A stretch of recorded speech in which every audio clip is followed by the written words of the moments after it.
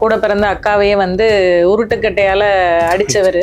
பாசத்தை காமிச்சு அன்பை காமிச்சு செயல்படுறோம்னா ஏன் கூட பிறந்த அக்காவே உருட்டுக்கட்டையால அடிக்கணும்? ரவுடிசம் கையில வச்சுட்டு ரவுடிசம் மொழியா கொண்டு போயிட்டு இருக்காரு. டிவிக்கேனாலே நெகட்டிவிட்டி அதிகமா ஸ்ப்ரெட் பண்றதுல வந்து ஸ்பெஷலிஸ்ட் அப்படின்னு சொல்லலாம். முதல்ல வந்து திராவிட முன்னேற்ற கழகம் கொண்டு வந்த திட்டங்களுக்கு பூரா ஸ்டிக்கர் ஒட்டி பெயர் மாற்றம் செஞ்சுட்டு இருக்காங்களே தவிர்த்து ஸ்பெஷலா எதுவும் வந்து இவங்க செய்யலாம். பட்ஜெட்ல பள்ளி கல்வித்துறைக்கு உங்களோட பட்ஜெட் நிதியை குறைக்கிறீங்க அப்படின்னா நீங்க டாஸ்மார்க்கு முக்கியத்துவம் கொடுக்க ஆரம்பிச்சிட்டீங்க. மிடில் கிளாஸ் பீப்புளுக்கு அவங்களுடைய வாழ்வாதாரத்துக்கு என்ன தேவை, அதை ஏன் இந்த அரசாங்கம் செய்ய தவறுது? இருக்கிற டாஸ்மார்க்க நீ பூட்ட வேணாம், ஏன் அதை நவீனப்படுத்துற? நீங்க ஆன்லைன்ல இதெல்லாம் கிடைக்கும்னு சொல்லும் பொழுது இன்னைக்கு மொபைல் போன் இல்லாத ஸ்டூடெண்ட்ஸ் இருக்காங்களா? அப்ப மொபைல் போன்ல இந்த டாஸ்மார்க் உடைய வெப்சைட் குள்ள போய் ஸ்டூடெண்ட்ஸ் எவ்வளவு பேர் பாதிக்கப்படுவாங்கன்ற சின்ன அறிவு கூட முதலமைச்சருக்கு இல்ல. அவ்வளவு முட்டாள்தனமான முதலமைச்சரா? புரியுதா உங்களுக்கு? ஒரு பேசிக் நாலேஜ், அதாவதுங்க மக்களுக்காக நீங்க எதுவுமே செய்ய வேணாம், அடுத்த ஜெனரேஷன் அடுத்த தலைமுறையவே அழிக்க போறீங்க. ஏன் முதலமைச்சரே எடுத்துக்கங்களேன், சம்பந்தமே இல்லாம கேட்கிற கேள்வி ஒண்ணு, சொல்ற பதில் ஒண்ணு, சினிமா டயலாக் ரெண்டு இது பண்ணிக்கிறாங்க, சேர்த்துக்கிறாங்க. வெறும் சினிமா டயலாக் பேசுறதுக்கு மட்டும்தான் முதலமைச்சர்னா இதை எவ்வளவு நாள் மக்கள் அக்செப்ட் பண்ணிப்பாங்க? படம் ப்ரொடியூஸ் பண்ணியிருக்காங்க, இவரோட சக்சஸ் இவரோட ஃபெயிலியர்ல யாரெல்லாம் கூட இருந்தாங்களோ, எங்க ஒரு ஜோசியம் பாக்குற ஜோசியக்காரனுக்கே போஸ்டிங் போட்டவர் அவரு.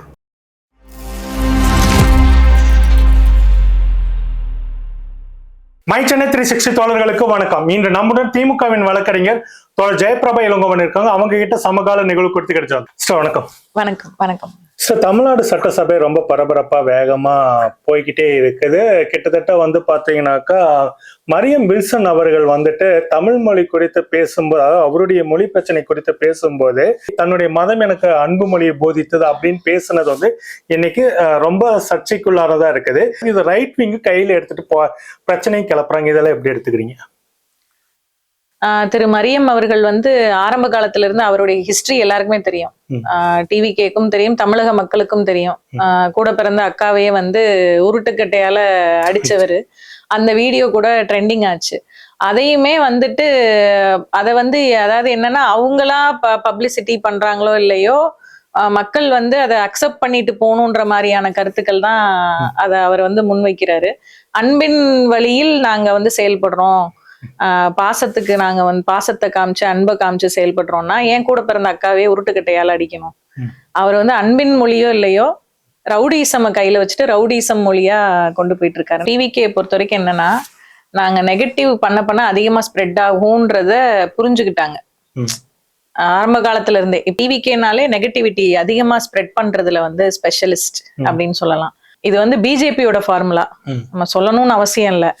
பிஜேபி வந்து காவி சாயம் பூசுற மாதிரி சென்ட்ரல்ல இருந்து ஒவ்வொரு ஸ்டேட்டையும் காவி சாயம் பூசிட்டு இருக்காங்க ஒவ்வொரு விஷயத்திலையும்.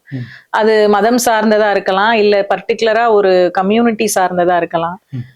பீகார்ல பாத்தீங்கன்னா ஒரு இஷ்யூ. ஸோ ஒவ்வொரு ஸ்டேட்டுக்கும் ஒரு பிரச்சனையை தூண்டி விட்டு அதுக்கு ஒரு காவி சாயம் பூசுவாங்க, எங்களாலதான் காப்பாற்றப்பட்டது அப்படின்னு. அதை வந்து திரு மரியம் அவர்களும் பண்றாருன்னு நான் நினைக்கிறேன். கடந்த திராவிட மாடல் ஆட்சியில வந்துட்டு கல்விக்கு அதிகப்படியான முக்கியத்துவங்கள் கொடுத்து வந்துட்டு கல்வியை நவீனப்படுத்தும் ஏஐல வந்துட்டு எல்லாத்தையும் கொண்டு வந்திருந்தாங்க. இப்ப இருக்க தாவேக ஆட்சியை நீங்க எப்படி பாக்குறீங்க? தாவேக அரசு முதல்ல வந்து திராவிட முன்னேற்ற கழகம் கொண்டு வந்த திட்டங்களுக்கு பூரா ஸ்டிக்கர் ஒட்டி பெயர் மாற்றம் செஞ்சுட்டு இருக்காங்களே தவிர்த்து ஸ்பெஷலா எதுவும் வந்து இவங்க செய்யல. முதல்ல அது மக்களுக்கே தெரியும். என்ன இந்த 100 நாள் ஆச்சு ஆட்சிக்கு வந்து, நீங்க என்ன பண்ணீங்கன்னு கேட்டா, மக்கள் கிட்ட கேட்டா மக்களே கொதிக்கிறாங்க. தப்பு பண்ணிட்டோம். அதுக்கு நிறைய எக்ஸாம்பிள் இருக்கு, வரிசையா அடுக்கலாம். அதுல மெயினா வந்து பள்ளி கல்வித்துறைக்கு இந்த தடவை நிதி ஒதுக்குனதே கடந்த ஆண்டை விட இந்த ஆண்டு, கடந்த 5 ஆண்டுகளை விட இந்த வருஷம் கம்மியா தான் பண்ணியிருக்காங்க. திராவிட முன்னேற்ற கழகம் ஒவ்வொரு வருஷமும் வந்து கூட தான் நிதி ஒதுக்குவாங்க கல்வித்துறை, பள்ளி கல்வித்துறைக்கு. ஆனா இந்த வருஷம் எங்கேயுமே நடக்காம பட்ஜெட்ல பள்ளி கல்வித்துறைக்கு உங்களோட பட்ஜெட் நிதி குறைக்கிறீங்க அப்படின்னா நீங்க டாஸ்மார்க்கு முக்கியத்துவம் கொடுக்க ஆரம்பிச்சிட்டீங்க. அப்ப உங்களுக்கு டிவிகேயோடைய வாக்குறுதிகள்ல நீங்க பாத்தீங்கன்னா டாஸ்மார்க்க ஒழிச்சிரு, நீங்க ஒழிக்கவே வேணாங்க, நான் என்ன சொல்றேன், புதுசா உருவாக்காதீங்கன்றோம்.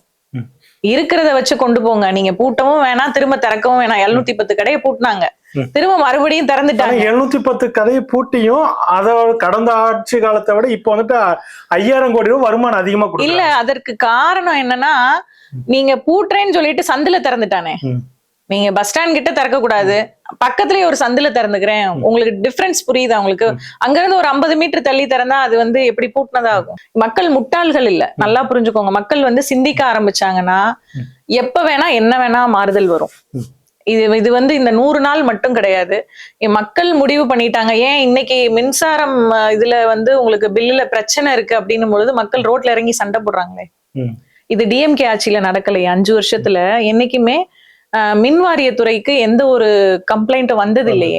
எந்த அளவுக்கு மக்களுக்கு நல்லது செய்யணும்னு ஒவ்வொன்றையும் பார்த்து பார்த்து தான் செஞ்சோம். திராவிட முன்னேற்ற கழகம் வந்து மக்கள், அதாவது மிடில் கிளாஸ்க்கும் கீழே இருக்கிறவங்களோ இல்ல மிடில் கிளாஸ் பீப்புளோ எந்த வகையிலையும் பாதிச்சிடக்கூடாது, மிடில் கிளாஸ் மக்களுக்காக, அவங்களுக்கு கீழே இருக்கவங்களுக்காகவே ஒவ்வொன்றையும் பார்த்து பார்த்து செய்தார் நமது தலைவர் அவர்கள். ஆனா இப்ப இருக்கிற டிவிக்கே பொறுத்த வரைக்கும் மக்களை பத்தின எந்த சிந்தனையுமே கிடையாது. எப்படி வருமானம் நமக்கு எப்படி வரும், அதாவது இதுல வந்து டாஸ்மார்க்க நீங்க வந்து ரெஸ்ட்ரோ பாரா மாத்துறதுனாலயோ இல்ல நீங்க வந்து நவீனமயம் டாஸ்மார்க்க நவீனமயமாக்குறதுனால மக்களுக்கு என்ன பலன்? ஒரு பக்கம் ரெஸ்டோ பாருக்கு வந்துட்டு அனுமதியை வந்துட்டு வாரி இறைக்கிறாங்க. இன்னொரு பக்கம் வந்து பாத்தீங்கன்னாக்கா டாஸ்மார்க்கோடைய ஒயின் விற்பனை எல்லாத்தையும் ஆன்லைன்ல கொண்டு வந்து நிறுத்தி இருக்கிறாங்க. அதான் வந்துட்டு ரேஷன்ல இதுல நீங்க ஒரு விஷயம் நீங்க புரிஞ்சுக்கோங்க. இதுதான் நான் திரும்பவும் சொல்றேன். மிடில் கிளாஸ் பீப்புளுக்கு அவங்களுடைய வாழ்வாதாரத்துக்கு என்ன தேவை, அதை ஏன் இந்த அரசாங்கம் செய்ய தவறுது, அதை ஏன் உங்களால செய்ய முடியல, அப்புறம் ஏன் நீங்க வரீங்க, ஏன் நீங்க வாக்குறுதி கொடுக்குறீங்க? என்னோட தேர்தல் வாக்குறுதி நீங்க ஜெயிப்பீங்களான்றதே உங்களுக்கு தெரியாதனால 2500 ரூபாய் தரேன், 6 சிலிண்டர் தரேன், தாய்மாமேசிரி தரேன், எல்லா லிஸ்டும் கொடுத்துட்டீங்க. நான் என்ன சொல்றேன், இருக்கிற திட்டத்தை ஏன் உங்களால கண்டினியூ பண்ண முடியல? இருக்கிற டாஸ்மார்க்க நீ பூட்ட வேணாம், ஏன் அதை நவீனப்படுத்துற? இப்ப நீங்க நவீனப்படுத்துறதுலதான் இந்த ஆன்லைன் வருது. இப்ப ஆன்லைன்ல நான் என்ன கேக்குறேன், ஒரே ஒரு சிம்பிள் கான்செப்ட். நீங்க ஆன்லைன்ல இதெல்லாம் கிடைக்கும்னு சொல்லும் பொழுது இன்னைக்கு மொபைல் போன் இல்லாத ஸ்டூடெண்ட்ஸ் இருக்காங்களா சொல்லுங்க? ஸ்கூல்லயே வந்து ஆன்லைன் கிளாஸ்க்கு மொபைல் போன் தான் யூஸ் பண்றாங்க. அப்ப மொபைல் போன்ல இந்த டாஸ்மார்க்குடைய வெப்சைட்குள்ள போய் ஸ்டூடெண்ட்ஸ் எவ்வளவு பேர் பாதிக்கப்படுவாங்கன்ற சின்ன அறிவு கூட முதலமைச்சருக்கு இல்ல. அவ்வளவு முட்டாள்தனமான முதலமைச்சரா? புரியுதா உங்களுக்கு? ஒரு பேசிக் நாலேஜ், அதாவதுங்க மக்களுக்காக நீங்க எதுவுமே செய்ய வேணாம், ஆனா மொத்தமா அழிச்சிட்டு போயிடாதீங்கன்றோம். அடுத்த ஜெனரேஷன், அடுத்த தலைமுறையவே அழிக்க போறீங்க. அதுக்கான வழிகளை தான் நீங்க பண்ணிட்டு இருக்கீங்களே தவிர்த்து புதுசா நீங்க இம்ப்ளிமெண்ட் பண்ற எதுனாலையும் மக்களுக்கு எந்த ஒரு பிரயோஜனமும் இல்லைன்றேன். அதாவது இப்போ உள்ள ஜெனரேஷன் வந்து ரொம்ப ஃப்ளூக்ல அப்படியே எந்த ஒரு இதுவுமே இல்லாம பிரெயின் வாஷ் பண்ண மாதிரி விஜய் விஜய் விஜய்ன்ட்டு ஓட்டு போடுறாங்க. இருக்கட்டும், அக்செப்ட் பண்ணிக்கிறோம், நீங்க ஆண்டுக்கோங்க, 5 வருஷம் நல்லது செய்யுங்க. நாங்க வந்து அதை என்கரேஜ் பண்ண ரெடி. டிஎம்கேயோ ஏடிஎம்கேயோ இல்ல எந்த கட்சியா இருந்தாலுமே விஜய் நல்லது செஞ்சா நாங்க என்கரேஜ் தான் பண்ண போறோம். அப்ப போய் நீங்க ஏன் இதை செஞ்ச நாங்க கேட்க போறது இல்ல. இப்ப ஏன் நீங்க சட்டமன்றத்திலே நீங்க எடுத்து பாருங்க, அந்தந்த துறை அமைச்சர் பதில் சொல்லல. ஆதவர்ஜுனாவோட துறை என்ன? விளையாட்டுத்துறை. நீங்க ஏன் எதுக்கோ எழுந்திருச்சு பதில் சொல்லணும்? பள்ளிக்கல்வித்துறைக்கு பதில் சொல்றீங்க, வேளாணுக்கு வேற ஏதோ ஒரு அமைச்சர் சொல்றீங்க, இந்த அம்மா சிவகாசி அம்மா வேற ஏதோ ஒரு பதில் சொல்லுது. நான் என்ன சொல்றேன், யாருமே இங்க பெர்ஃபெக்ட் இல்லைங்க. நீங்க அதாவது இந்த டிவிக்கே மட்டும் நான் சொல்லல, இதற்கு முன்னாடி எத்தனையோ ஆட்சியாளர்கள் இருந்திருக்காங்க. 100% 100% யாராலையும் ஃபுல்ஃபில் பண்ண முடியாதுதான், நாங்க அக்செப்ட் பண்ணிக்கிறோம். ஆனால் அடுத்த தலைமுறையை அழிச்சிடாதீங்க. சட்டசபை நிகழ்ச்சிகளை பார்க்கும்போது இதுக்கு முன்னாடி இருக்க எந்த ஒரு சபாநாயகரும் பாத்தீங்கன்னாக்கா அதிகப்படியா அவை குறிப்புல இருந்து நீக்குங்க அப்படின்ற வார்த்தைகள் யூஸ் பண்ண. ஆனா இங்க வந்து பாத்தீங்க ஆளுங்கட்சி தரப்புல அமைச்சர்கள் பேசும்போதே அவை குறிப்புல உடனுக்கு அவை குறிப்பு அந்த மாதிரி ஒரு அதுதான் நான் சொல்றேன். இவங்க எல்கேஜி இப்பதான் எல்கேஜில இருக்காங்க, இன்னும் யூகேஜி ஃபர்ஸ்ட் ஸ்டாண்டர்டு போகணும், இன்னும் டிகிரி வாங்க இன்னும் எத்தனையோ ஆண்டுகள் இருக்கு. இவங்க இன்னும் கத்துக்கிறதுக்கே இன்னும் இந்த 5 வருஷம் பத்தாது. இவங்க வந்து ஒரு லேர்னிங் பீரியட்ல தான் இருக்காங்க. டிவிக்கே வந்து லேர்னிங் பீரியட். நான் என்ன சொல்றேன், பொறுமையா கத்துக்கோங்க, தெரியல கேளுங்க, சொல்லி கொடுப்பாங்க. சீனியர்ஸ் எவ்வளவு பேர் இருக்காங்க, சொல்லி கொடுப்பாங்க. சட்டமன்றத்துல அவங்க தரப்புல இருந்து, அதாவது ஒரு சினிமா, ஏன் முதலமைச்சரே எடுத்துக்கங்களேன், சம்பந்தமே இல்லாம கேட்கிற கேள்வி ஒண்ணு, சொல்ற பதில் ஒண்ணு, சினிமா டயலாக் 2 இது பண்ணிக்கிறாங்க, சேர்த்துக்கிறாங்க. இடி ரைடு இருக்கு, அது இருக்கு. நான் என்ன சொல்றேன், இங்க மக்களுக்கு என்ன சொல்ல வரீங்க? சட்டமன்றம் எதுக்கு கூட்டுறாங்க? நாங்க என்ன கேட்டோம்? விவசாயிகளுக்கு இந்த பிரச்சனை, நீ வந்து இதை செய், நீ ஏன் செய்ய தவறுற, இதை இப்படியும் செய்யலான்னு ஐடியா கொடுக்குறோம், அக்செப்ட் பண்ணிக்கோங்க. சரி தெரியல, சீனியர்ஸ் இருக்காங்க, கேட்டு தெரிஞ்சு நார்மலான ஒரு விஷயம் தானே. அந்த அக்செப்டன்ஸ் இல்ல. நான் ஏன் உன்கிட்ட கேட்கணும் அப்படின்னா, இது இந்த 5 வருஷம் என்ன ஆகும், அடுத்து தலைமுறை வந்து இந்த 5 வருஷத்துல என்ன ஆவாங்கன்றது நினைச்சாதான் ஒரு பெரிய பயமே வருது. அதை பத்தின அக்கறை வந்து முதலமைச்சருக்கோ இல்ல அவங்கள சுத்தி இருக்கிற மினிஸ்டர்ஸ்க்கோ எதுவுமே கிடையாது. அவங்கள பொறுத்த வரைக்கும் என்னன்னா, ஒரு இந்த பேச்சு போட்டி, இது பட்டிமன்றம் சொல்லுவாங்க பாருங்களேன், அது மாதிரி இருக்கு சட்டமன்றம் இப்ப. இப்ப தாவேக்காக்கு ஓட்டு போடுன்னு சொல்லிட்டு பல இன்ஃபுளுசர்ஸ் வந்துட்டு பாத்தீங்கன்னாக்கா அவங்களோட வியூஸுக்காகவும் எதுக்காக ரூட் மாஃபியா கொடுக்க பணத்துக்காக நிறைய பேர் வீடியோ போட்டாங்க. ஏதாச்சும் இன்னைக்கு வந்து பார்த்தா அவங்க ஒரு ரியலிஸ்டிக், அந்த கரண்ட் பில்லை பார்த்தா ரியலிஸ்டிக்கா புரிஞ்சுட்டு ஒரு சின்னத்திரை நடிகை ஆகட்டும் பல பேர் வந்து பாத்தீங்கன்னாக்கா என் கடையவே நான் ஓபன் பண்ணலாம் எனக்கு 60,000 ரூபாய் பில் வந்துருச்சுன்னு ஒரு அம்மா வந்துட்டு இது பண்றாங்க. அதுவும் அவங்க என்ன சொல்றாங்க, விசில் அங்க அழுத்துற பட்டன் தமிழ்நாடு ஃபுல்லா எதிரொலிக்கும் அப்படின்லாம் டைலாக் போட்டாங்க. கடைசி விசில் சத்த சங்கம் மாறி போச்சு அப்படின்றத அவங்களே புலம்புற அளவுக்கு இருக்கும்போது பாத்தீங்கன்னாக்கா இன்னமும் இந்த பொலிட்டிக்கல் பேசக்கூடிய நபர்கள் அவங்க வந்து பாத்தீங்கன்னா என்ன சொல்றாங்கன்னாக்கா, இதெல்லாம் ஒரு சாதாரண விஷயம், இந்த கரண்ட் பில் ஏதாச்சும் இப்ப கம்ப்ளைண்ட் பண்ணிட்டு போங்க அப்படின்றாங்க. அப்படி சொல்லக்கூடிய இந்த மைண்ட் செட்டை எப்படி எடுத்துக்கிறது? டிவிகே பொறுத்த வரைக்கும் எதுக்குமே நாங்க பொறுப்பு இல்லைன்னு தான் இப்போ வரைக்கும் சொல்றாங்க. நீங்க நல்லா கவனிங்க, எல்லாத்துக்குமே திமுக தான் காரணம், டிஎம்கே தான் காரணம்னா அப்ப நீங்க ஏன் ஆட்சியில இருக்கணும்? நீங்க இப்ப உங்ககிட்ட பொறுப்பு கொடுத்து 100 நாள் ஆயிடுச்சு, 100 நாள் சாலிட் ஆயிடுச்சு. அப்படின்னும் பொழுது நீங்க இப்ப உடனே சரி செய்ய வேணாம், டைம் எடுத்துக்கோங்க, பொறுமையா நிதானமா டைம் எடுத்துக்கோங்க. ஆனா இப்ப இந்த மின்சாரத்துறையை பொறுத்த வரைக்கும் நிர்மல்குமார் அவர்கள் தான் பதில் சொல்லணும். நிர்மல்குமார் எதை பத்தி எல்லாம் பேசுவாரு, அதாவது அவர் ஹெச்ஆர்என்சி பதில் சொல்லுவாரு, மத்த டிபார்ட்மெண்ட் எது கேட்டாலும் பதில் சொல்லுவாரு. அவரோட டிபார்ட்மெண்ட்டுக்கு ப்ராப்பர் பதிலே கிடையாது. இல்லைன்னா பத்திரிகையாளர்களை ஸ்கிப் பண்ணிட்டு போயிடுவார். இதுதான் அவர் பண்ணிட்டு இருக்காரு. நான் என்ன கேக்குறேன், இன்னைக்கும் நீங்க திரு செந்தில் பாலாஜி அவர்கள் கிட்ட மின்சாரத்துறை பத்தி கேட்டா நின்னு பதில் சொல்லுவார்.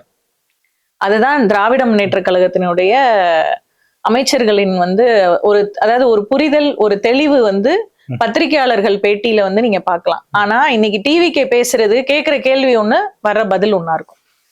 ஆனா இந்த மின்சாரத்துறையை பொறுத்த வரைக்கும் மக்கள் வந்து சஃபர் ஆகலன்றதையும் டிவிக்கே தான் ஸ்ப்ரெட் பண்றாங்க. நல்லா புரிஞ்சுக்கோங்க. கரண்ட் வந்து 6 hours 4 hours சென்னையில கட் ஆகும் பொழுது இங்க வந்து வேலை பாக்குறதுக்காக வெளியூர்ல இருந்து வந்து தங்குறவங்க அதிகம். நீங்க நல்லா பாருங்க, நைட்டு தூங்குறதுதான் முக்கியமே. ஒரு 7 to 8 hours தூங்குனாதான் அந்த டேவே நல்லா இருக்கும். அதுல 4 மணி நேரம் 5 மணி நேரம் கரண்ட் இல்ல, குழந்தை வச்சிருப்பாங்க, அது எவ்வளவு சஃபர் ஆவாங்க. அந்த இடத்துல இப்ப வரைக்கும் முதலமைச்சரோ இல்ல அந்த பர்டிகுலர் துறையுடைய அமைச்சர் நிர்மல்குமாரோ யோசிச்சிருக்காங்களா? இதுல சஃபர் ஆகுறாங்களா, இதை எப்படி சரி பண்ணணும்னு யோசிச்சாங்களா? கிடையாது. ஆனா மைக்க பிடிச்சா வெறும் சினிமா டயலாக் பேசுறதுக்கு மட்டும்தான் முதலமைச்சர்னா இதை எவ்வளவு நாள் மக்கள் அக்செப்ட் பண்ணிப்பாங்க? கண்டிப்பா அக்செப்ட் பண்ண மாட்டாங்க. அப்ப இது வந்து இவங்களுடைய அதாவது கையாலாகாதத்தனம். நீங்க வந்து நான் கத்துக்கவும் மாட்டேன், இப்படியேதான் இருக்கும், நான் பண்றதை பண்ணிட்டே இருப்பேன் அப்படின்றதுதான் டிவிக்கே சொல்ல வராங்க. இன்னொரு விஷயம் வந்து பாத்தீங்கன்னா, இந்த விலைவாசி இதுலயே வந்துட்டு இன்னைக்கு ஒரு அமைச்சர் வந்து சட்டசபையில வந்து பேசுறாங்க, பட்டுப்புடவையோட விலையை மினிமம் 5,000 ரூபாய்க்கு நிர்ணயம் பண்ணுங்க அப்படின்ற ஒரு விஷயத்த வந்து உள்ள தூக்கி போடுறாங்க. ஒரு பக்கம் தாய்மாமன் சீரா வந்து பாத்தீங்கன்னாக்கா நாங்க மோதிரம் கொடுக்குறோம், புடவைகள் கொடுக்குறோம் எல்லாம் சொல்லிட்டு கவர்ச்சியரமா இது பண்ணாங்க. பட்டு இன்னைக்கு வந்து பாத்தீங்கன்னாக்கா சாதாரணமா ஒரு ஏழை குடும்பத்துல கூட பட்டு படம் ஒரு 1000-1800 ரூபாய்க்காவது ஒரு புடவை வாங்கி கொடுத்து பொண்ணுக்கு பண்ணணும் ஒரு அப்பா ஆசைப்படுற விஷயங்களா இருக்கு. அப்படி இருக்கும்போது இன்னைக்கு பட்டு புடவையோட விலையை மினிமம் 5,000 ரூபாய்க்கு பிக்ஸ் பண்ணுங்க அப்படின்னு சொல்ற போக்கெல்லாம் எப்படி எடுத்துக்கிறீங்க? நீங்க நார்மலாவே கடைகளுக்கு பட்டு புடவை எடுக்க போறாங்க அப்படின்னா, கல்யாணத்துக்கு வந்து மிடில் கிளாஸ் பீப்புள் எடுக்கிறாங்க அப்படின்னா ஒரு 5,000 ரூபாய்க்குள்ள எடுத்தா கொஞ்சம் பெட்டரா இருக்கும். ஒரு 5,000 ரேஞ்சுக்குள்ள எடுத்தோம்னா, ஒரு 2,000-3,000க்குள்ள எடுத்தோம்னா, இப்ப நகை விலைக்கு வந்து அவர் தாய்மாமன் சீர்ல வந்து 1 பவுன் சொல்லியிருக்காரு. 1 பவுன் ஒரு பொண்ணுக்கு கொடுக்கும்போது வருஷத்துக்கு 6 லட்சம் பேர் கல்யாணம் பண்றாங்க. மினிமம் அப்ராக்சிமேட்டா 6 லட்சம் பேருக்கு இவர் 1 பவுன் கொடுத்தாருன்னா இன்ட்டு 1,20,000 வைங்க. இன்னைக்கு நகை விலை 1 பவுன் 1,20,000, 6 லட்சம் பேருக்கு வருஷத்துக்கு இவர் பட்ஜெட் போட்டாருன்னா இவர் ஒதுக்குன காசு பத்துமா? இதான் கேள்வி. என்ன லாஜிக்ல நீங்க பேசுறீங்க? இதெல்லாம் நீங்க, நான் என்ன கேக்குறேன், ஒரு ஐஏஎஸ் ஆபீசர் தான் உங்களுக்கு எழுதி கொடுக்குறாங்க, அட்மினிஸ்ட்ரேஷன் தான் கொடுக்குறான். நீங்க வாங்கி பார்த்து படிச்சு இது இம்ப்ளிமெண்ட் ஆகுமான்ற கேள்வியவாது கேட்கணும்ல. வழக்கம் போல வீட்டுல படுத்து தூங்கிட்டு காலையில வந்தது ஸ்கிரிப்ட் பேப்பர் கொடுப்பாங்க, ஆக்ஷன் அப்படின்னதும் நடிக்கிறதுக்கு இது சினிமா படம் கிடையாது. ரியாலிட்டி. அப்ப ஸ்கிரிப்ட் வந்துருச்சு, மறுநாள் வாசிச்சா போதும்னு தான் டிவிகேல உள்ள அனைத்து பேருமே, ஒவ்வொருத்தருமே, ஆதவ அர்ஜுனாவா இருக்கட்டும், நிர்மல் குமாரா இருக்கட்டும், ராஜ்மோகன் அவர்களா இருக்கட்டும், முதலமைச்சரா இருக்கட்டும், எல்லாருமே ஸ்கிரிப்ட் பேப்பர் வந்துருச்சா, ஐஏஎஸ் ஆபீசர் கொடுத்தா சரியா இருக்கும், நான் படிக்கிறேன் அப்படின்னு வாய்ஸை ரைஸ் பண்ணா நாங்க ஜெயிச்சிட்டோம்னு நினைச்சு சட்டமன்றத்துல பேசிட்டு இருக்காங்க. ஆனால் மக்களுடைய வாய்ஸ் என்னைக்கு ரைஸ் ஆகுதோ அன்னைக்கு காணாம போயிருவாங்க.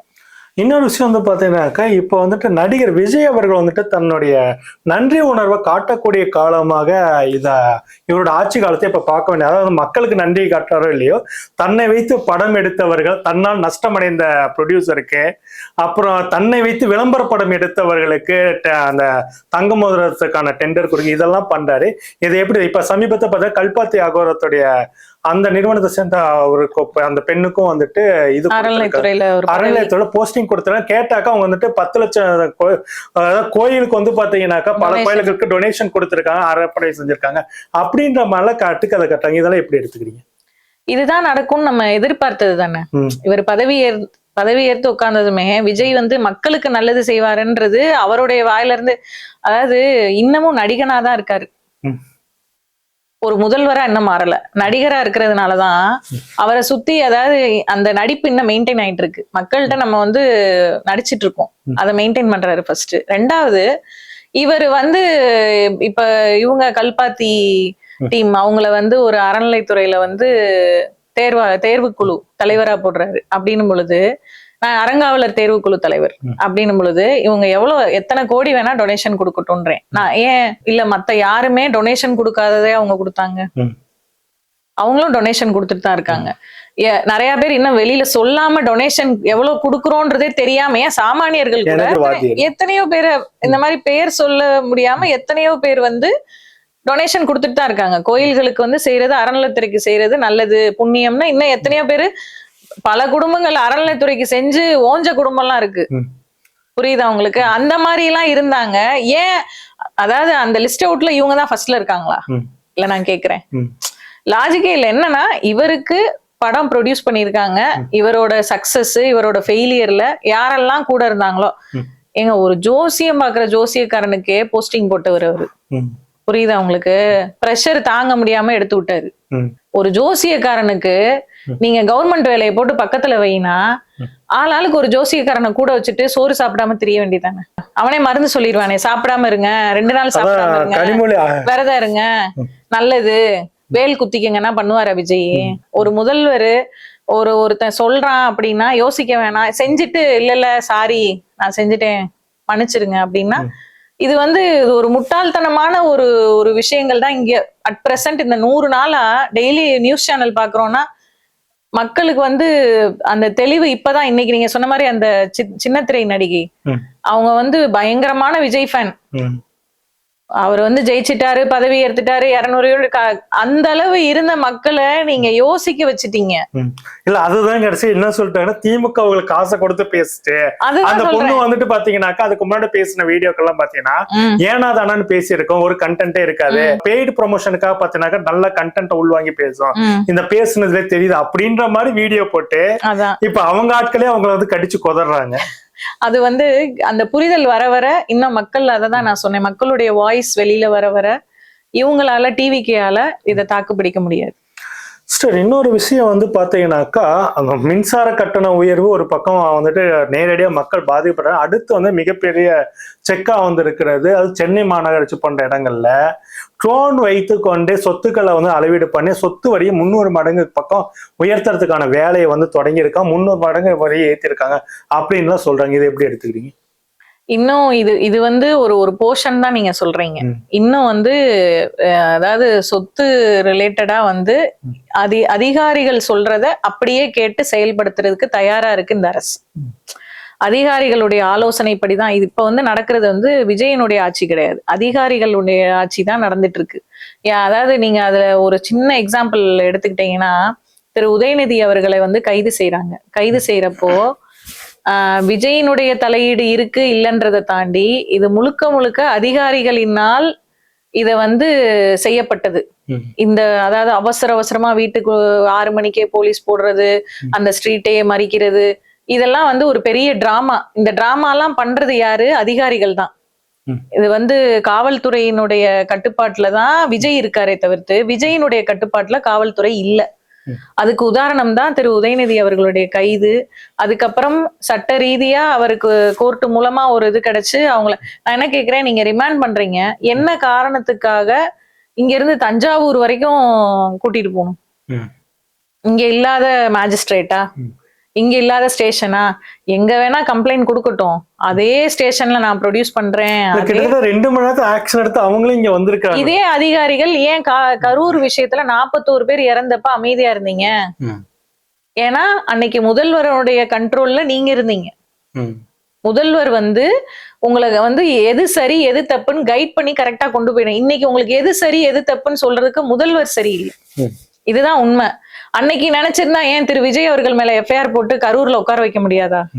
ஏன் பண்ணல? எது சட்டத்துக்கு முன்னாடி எது சரியோ அதுபடிதான் போனது. இன்னைக்கு அது கிடையாது. அதுதான் இந்த ஆட்சியினுடைய மைனஸ். சோ நம்ம வந்து இதுல வந்து இது காவல்துறை மட்டும் கிடையாது, எல்லா துறைகளுமே அந்தந்த அதிகாரிகளுடைய கண்ட்ரோல்ல தான் செயல்பட்டு இருக்கு.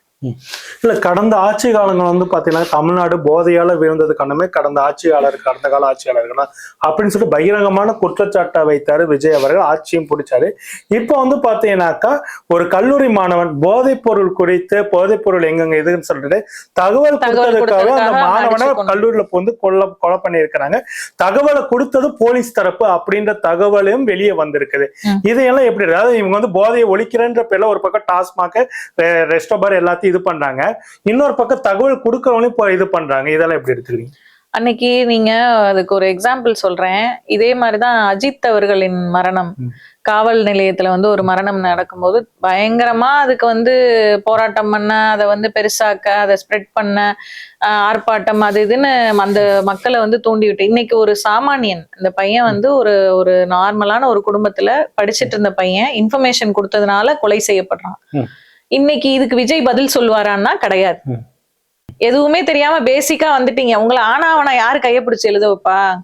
அதிகாரிகள் தான் எழுத வைப்பாங்க. அப்ப நீங்க இந்த இடத்துல இத பண்ணுங்கன்னா அதிகாரிகள் சொல்படிதான் நடக்கும். இப்ப இதுல காவல்துறை தான் பண்ணிருக்குன்றது நிரூபிக்கப்படணும்ல. சட்டத்திற்கு முன்னாடி இந்த பையன் இறந்து போயிட்டான், யாரை வச்சு இப்ப நிரூபிப்பாங்க? இந்த பையன் தான் இன்ஃபர்மேஷன் கொடுத்தான்றது எந்த வகையில யாரால நிரூபிக்கப்படும்? அவங்கவுங்க வேலையை பார்த்துட்டு போயிருவாங்க. கடைசியா அதிகாரிகள் செய்யறது அவங்க நினைச்சது நடந்துட்டு இருக்கு. இப்ப எப்படி ஆயிடுச்சுன்னா சட்டத்தின் முன்னாடி என்ன ஆகும்? டாக்குமெண்ட்ஸ் தான் பேசும்.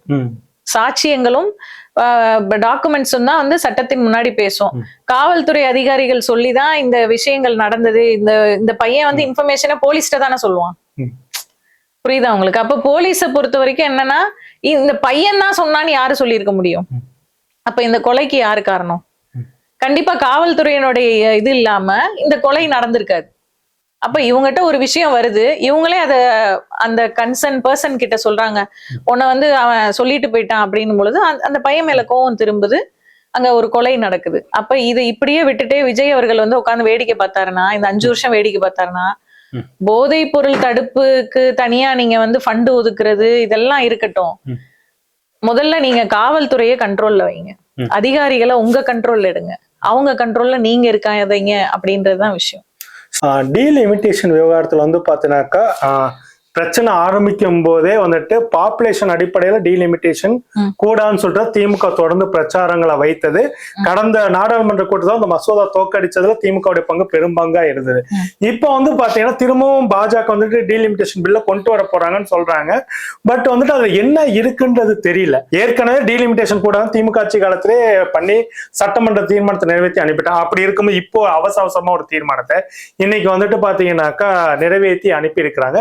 இதுல இதுக்கு வந்து பார்த்தா திமுக ஆதரவு தராதுன்னு நினைச்சிருந்தாங்க, திமுகவும் ஆதரவு கொடுக்குது. இதெல்லாம் எப்படி எடுத்துக்கிறீங்க? ஆரம்ப காலத்துல இருந்தே டீலிமிட்டேஷன் பாத்தீங்கன்னா திராவிட முன்னேற்ற கழகம் எதிர்த்ததற்கு காரணம் வந்து நம்மளுடைய கவுண்ட் குறையுது அப்படின்ற பட்சத்துல நம்ம வந்து அதற்கான எதிர்ப்பு. இப்ப ஃபார் எக்ஸாம்பிள் உத்தரப்பிரதேசத்துல பாத்தீங்கன்னா இப்ப ஒரு 100 சீட் இருக்கு அப்படின்னா அது 200 ஆகும் பொழுது தமிழ்நாட்டுல 40 80 தானே ஆக்கணும். அதுதானே நியாயம். அப்ப அங்க பாப்புலேஷனை வச்சுதான் நாங்க கணக்கெடுக்கிறோம்னு சொல்றாங்க. அத இங்க தமிழ்நாட்டிலயும் அதை பண்ணணும்ன்றதுதான் திராவிட முன்னேற்ற கழகத்தினுடைய பாயிண்ட் ஆஃப் வியூவா இருந்தது. இந்த ரெப்ரசன்டேஷன் வந்து எப்படி இருந்ததுன்னா, அந்த பெர்சன்டேஜ் வந்து விகிதம் வந்து அதிகபட்சமா நமக்கு கிடைக்கும் பொழுது நம்ம அதை அக்செப்ட் பண்ணிப்போன்றது திராவிட முன்னேற்ற கழகத்தினுடைய கோட்பாடா இருந்தது. இதே வந்து ஆந்திராலயோ கேரளாலயோ ஏதாவது ஒரு பாதிப்பு இருக்குனாலும் அதற்கும் முதல்ல குரல் கொடுக்கிறது திராவிட முன்னேற்ற கழகமா தான் இருக்கும். இதுல வந்து கண்ணை மூடிட்டு நாங்க வந்து இப்ப நாங்க பிஜேபியோட கூட்டணி வச்சிருவோமோ அப்படின்ற பயத்தினால டிவிகே வந்து இந்த ஸ்டாண்டுக்கு வராங்க. நான் என்ன சொல்றேன், நீங்க காங்கிரஸோட கூட்டணி வைக்கிறீங்க, நேரடியா முதுகுல குத்திட்டு எலெக்ஷன் ரிசல்ட் வந்த அன்னைக்கு நைட்டே போய் டிவிகேயோட கை கோர்க்குறாங்க. அது வந்து டிவிகேக்கு தவறுன்னு தெரியலையான்னு கேக்குறேன். அன்னைக்கு உங்களுக்கு நியாயமாப்பட்டது எனக்கு 5 சீட்டு வந்தா போதும், நான் 108 தான் வாங்கியிருக்கேன், 5 வந்தா போதும் நான் அக்செப்ட் பண்ணிக்கிறேன்ட்டு காங்கிரஸ் உடைய கோட்பாடை நீங்க ஃபாலோ பண்ணீங்களா இவ்வளவு நாளா? புரியுதா உங்களுக்கு? காங்கிரஸ் யாரு கூட இருந்தாங்க? திராவிட முன்னேற்ற கழகத்தோட தானே இருந்தாங்க. அப்ப திராவிட முன்னேற்ற கழகத்தினுடைய கொள்கைகள் பிடிக்கலன்னா அப்ப காங்கிரஸும் பிடிக்க கூடாது. உங்களுடைய சுய லாபத்துக்காக நீங்க 5 சீட்டு வேணும்ன்றதுக்காக எங்களோட கொள்கைகள்ல இருந்த ஒருத்தரை பிரிச்சு எடுத்துக்கிறீங்க. அதேதான் கம்யூனிஸ்ட் பண்ணாங்க. நன்றி கடன் எம்பி சீட்டும் கொடுத்திருக்காங்க, மினிஸ்டர் ஆக்கி இருக்காங்க காங்கிரஸ்ல ஒருத்தர். அப்படின்னும் பொழுது இத்தனையும் செய்யும் பொழுது நீங்க செய்யறதெல்லாம் கரெக்ட். நான் என்ன சொல்றேன், அந்த கொள்கைகள் இதெல்லாம் எங்க போச்சு? எங்க கிட்ட இருந்த ஒருத்தர் தானே நீங்க வாங்குனீங்க. திராவிட முன்னேற்றம் எல்லாம் எதை கேட்டாலும் டிஎம்கே சொன்னவரே அவர்தான், எல்லாமே டிஎம்கே தான் சொல்லிட்டு டிஎம்கேல இருந்த ஆளை தானே நீங்க கூட்டணி. இன்னைக்கு நான் சொல்றேன், திரு விஜய் அவர்கள் இன்னைக்கு முதல்வரா உட்கார்ந்ததுக்கு யாரு காரணம்? எங்க கிட்ட இருந்த கூட்டணி கட்சி தானே. காலரை தூக்கி விட்டு நான் முதல்வர் ஆயிட்டேன் அப்படின்னு சொன்னா அது வந்து நீங்க வந்து எங்களை பொறுத்த வரைக்கும் நீங்க மைனாரிட்டி தான், உங்களால ஜெயிக்க முடியல. உங்களுக்கு மெஜாரிட்டி கொடுத்தது யாரு? இங்கிட்ட இருந்து 10 சீட்டு நீங்க வாங்குனீங்க, சோஃபா கொடுத்து வாங்குறீங்க, அதெல்லாம் செகண்டரி, அதெல்லாம் வேண்டாம், அதை பத்தி பேச வேணாம். ஆனா எங்களுடைய திராவிட முன்னேற்ற கழக தோழர்கள் போட்ட ஓட்டு தான் காங்கிரஸ் ஜெயிச்சது, கம்யூனிஸ்ட் ஜெயிச்சது. நாங்க பார்த்த வேலைகள்னாலதான் நீங்க ஜெயிச்சிருக்கீங்க. அந்த 10 தொகுதியும் நாங்க பார்த்த திராவிட முன்னேற்ற கழக தொண்டர்கள் பார்த்த வேலைனாலதான் ஜெயிச்ச சீட்டு.